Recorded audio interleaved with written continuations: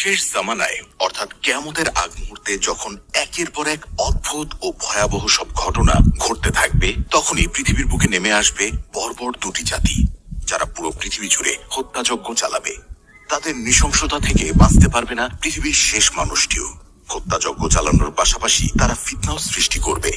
এমন অভিশপ্ত দুই জাতিকে পবিত্র কোরআন ও হাদিসে ইয়াজুজ ও মাজুজ নামে উল্লেখ করা হয়েছে। ইয়াজুজ ও মাজুজ অদ্ভুত দুটি শব্দ। ইয়াজুজ শব্দের অর্থ শুকনা অথবা কর্কশ, আর মাজুজ শব্দের অর্থ খুব দ্রুত চারিদিক থেকে আক্রমণ করা। জাতি দুটির চরিত্র ঠিক এমনই হবে, অর্থাৎ তারা দেখতে শুকনো হবে আর হিংস্রতার দিক থেকে হবে ক্ষিপ্র। চোখের পলকে আক্রমণ চালিয়ে সবকিছু ধ্বংস করে দেবে। ইয়াজুজ ও মাজুজ জাতি দুটি খুব রুক্ষ ও কর্কশ স্বভাবের হবে। তারা যখন আক্রমণ করবে তখন চারদিক থেকে এবং খুব দ্রুত বেগে আক্রমণ করবে। কেউ তাদের সামনে থেকে জীবিত পলায়ন করতে পারবে না।